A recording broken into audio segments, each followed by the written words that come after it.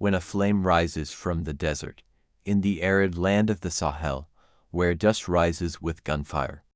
There once walked a young soldier, crossing sun-scorched hills in silence, without fame, without glory. No one remembered his name. No one expected anything from him. But from that very silence, a fire began to smolder, and soon ignited into a wave that swept across Burkina Faso. That soldier's name was Ibrahim Traoré, a special forces captain, once staring death in the face on the front lines of Mali, who would go on to become the second youngest head of state in the world. Armed with nothing but his will, his courage, and a rebellion born from the heart, what turned a quiet soldier, trained to take orders, to execute and to serve, into the voice of a just uprising for an entire nation? What, across a military journey soaked in blood, sand, and betrayal, forged a warrior who refused to break, a leader who refused to compromise? If you've ever lost faith in the ones leading your country, if you've ever felt that the voice of the small and humble is never heard, if you've ever longed for a leader who rises from the people and OT from privilege, then subscribe now to Ibrahim Traoré biography. Because his story is more than history.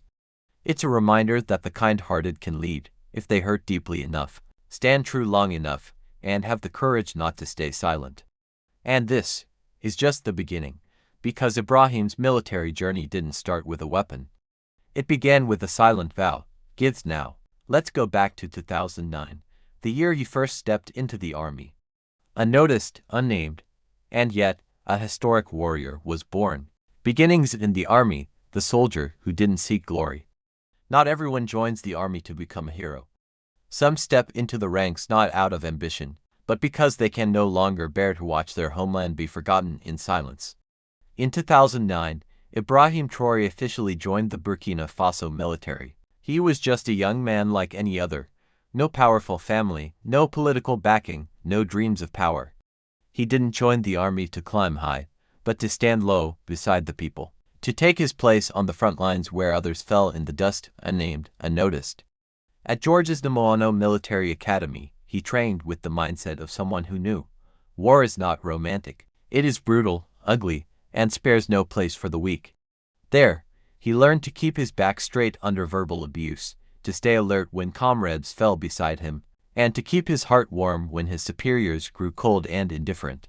Ibrahim wasn't the top cadet, but he was the most steadfast. He didn't seek medals. He only wanted to live with the dignity of a true soldier. After graduation, he was sent to Morocco for advanced air defense training. A rare honor, but instead of being proud, he observed in silence. Compared to the modern military systems abroad, he realized, we lack in every way, but what hurts more is that we lack belief. That trip didn't just offer tactical insights. It was his first deep awakening. His army didn't lose because it lacked soldiers, it lost because it lacked real leadership. Later, he was stationed in Kaya, a town in northern Burkina Faso, where the conflict was growing fiercer each day. No one expected that in this dust-covered land, his trust would begin to crack for the first time, not because of the enemy, but because those who were supposed to protect him were turning their backs on reality. And then, Ibrahim was sent to Mali. No one could foresee that the battle in Timbuktu would ignite something no military manual could teach. The courage to stand when no one's behind you. Trial by fire, the war in Mali and MINUSMA. Some battles don't just bring you face to face with death. They bring you face to face with yourself. After his service in Kaya, Ibrahim Traoré was deployed to Mali as part of the United Nations peacekeeping mission MINUSMA. This wasn't a journey for fame. It was a mission steeped in dust, danger, and no way back. He was stationed in Timbuktu, a region notorious as a stronghold for extremist rebel groups.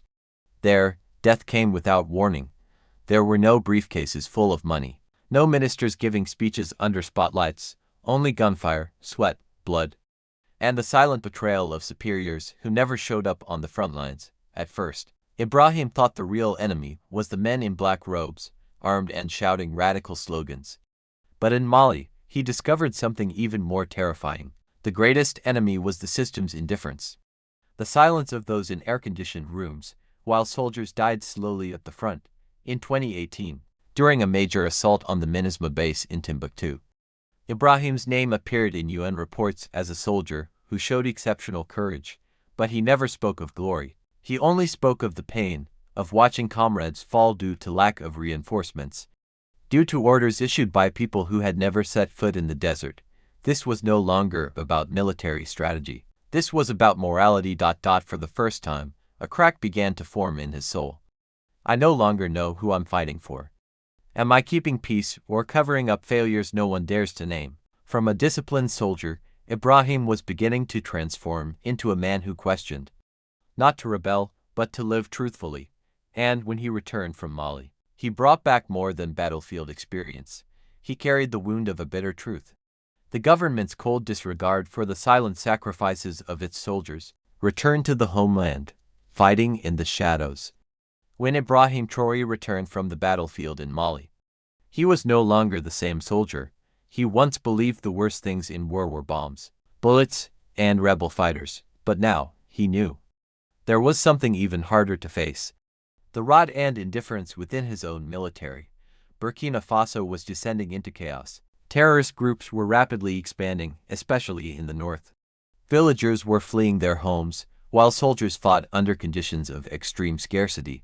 Ibrahim was deployed to hotspots like Djibo, and later took part in the 2019 Otapuanu offensive, one of the largest military operations at the time, aimed at reclaiming occupied territories. But what he faced wasn't just enemy fire, he faced deeper heartbreak. Soldiers sharing body armor because there weren't enough to go around. Guns jamming mid-battle due to poor maintenance. Orders to retreat issued from Central Command before frontline units had time to withdraw. And the worst of all, the deaths of fellow soldiers reduced to cold reports and forgotten within hours. We fight, they count money. We bury our dead. They throw parties. We lose faith. They call it discipline. For the first time in his military career, Ibrahim began to feel anger. But it wasn't reckless rage, it was a focused fury. From a man who had realized he was no longer fighting for ideals, but being used as a pawn in a political performance. So he began taking notes, watching, quietly talking with fellow soldiers. He didn't rally crowds, he didn't give speeches, but everyone on the front line knew. Ibrahim understands us. From a soldier, he gradually became the unofficial voice of the forgotten. The men on the ground, tired of orders from above, tired of promises that never came true. And then, one day, he couldn't take it anymore, not because the enemy grew stronger, but because disillusionment had seeped deep into the veins of those once willing to die for their country. Awakening, the voice of the forgotten soldiers. Betrayal doesn't always come from the enemy. Sometimes, it comes from those wearing the same uniform, sitting in air-conditioned offices, issuing orders without an ounce of empathy. Ibrahim Traore was once the model of discipline. He believed that fighting with all your heart would one day be rewarded with honor, but after years on the front lines, watching his comrades fall in silence, that belief began to fracture. He saw cash-filled suitcases changing hands in the shadows, while troops at the front lacked armored vehicles, long-range weapons, and sometimes even a proper meal. He saw fabricated success reports sent up the chain of command, while in reality, soldiers were being abandoned day by day in remote war zones. In 2020, he was promoted to the rank of captain. A moment that should have been a celebration, but for him, it became a vow to speak up for those who had lost their voice. Ibrahim quietly began to act as a messenger for the troops stationed in the north. He didn't publicly defy the government, but he listened, he recorded, and he carried the truth forward. In closed-door military meetings, he was unafraid to ask hard questions. Why has my unit received no supplies for 2 weeks? When the national defense budget was just increased. His honesty made some commanders uncomfortable, but among the soldiers, whispers began to circulate. He's the one who speaks for us. He didn't use loudspeakers, he didn't plan a coup. But he slowly became the hands, eyes, and heart of those forgotten on the battlefield. And then the whispers became truth. And the truth became action, not violence, but an awakening. A movement rooted not in rebellion, but in real loyalty, loyalty to the people, not to power.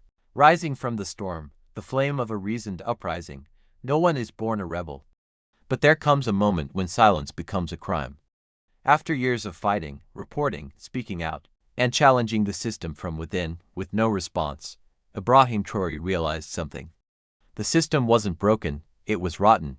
He was no longer choosing between loyalty and betrayal. There was only one choice left: continue pretending not to see, or stand up and accept the consequences. Between 2021 and 2022, Burkina Faso plunged into chaos. Terrorist attacks surged. Hundreds of soldiers were killed. Thousands of civilians lost their lives. But instead of taking action, the government did the worst possible thing. It blamed the people. It blamed the soldiers. It blamed fate. We don't need men reading speeches from the capital. We need someone who will stand among us, eat with us, and, if necessary, die with us, said a soldier who once served under Ibrahim. By late 2022, when interim President Paul-Henri Damiba failed to stabilize the country, the flame of resistance, long smoldering in the hearts of soldiers, finally ignited. But it wasn't reckless gunfire. It wasn't chaotic violence. It was a cold, swift, and calculated transfer of power. Ibrahim didn't appear on television right away. He didn't proclaim himself a savior. He said just one thing, and it brought millions to tears. We did not seize power. We reclaimed a country that had been stolen. From that moment on, Ibrahim Traore was no longer just a soldier. He became the last voice of the people, when every other institution had fallen silent. He didn't rise to become a ruler. He rose so that soldiers would no longer die in the shadows, so that people would no longer live in fear, so that Burkina Faso could breathe again. And if you've read this far, perhaps there is a part of you that carries the same fire: the refusal to stay silent in the face of wrong, the unwillingness to pretend everything is fine when your country is not, the courage to lift your head when justice is under siege. Subscribe now to Ibrahim Traore biography. Not to glorify a hero, but to keep alive the spirit of reasoned rebellion, the strongest weapon against injustice. A soldier doesn't just carry a gun, he carries hope. Ibrahim Traore didn't join the army to become a hero. He didn't wear a gun to chase glory.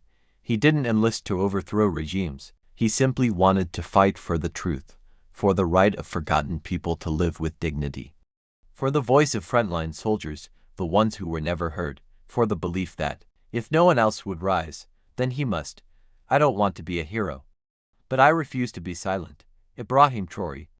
In a world where power often learns to stay silent in the face of injustice, to speak up is already a rebellion, and in an era where truth is distorted, to say what is right is an act of courage.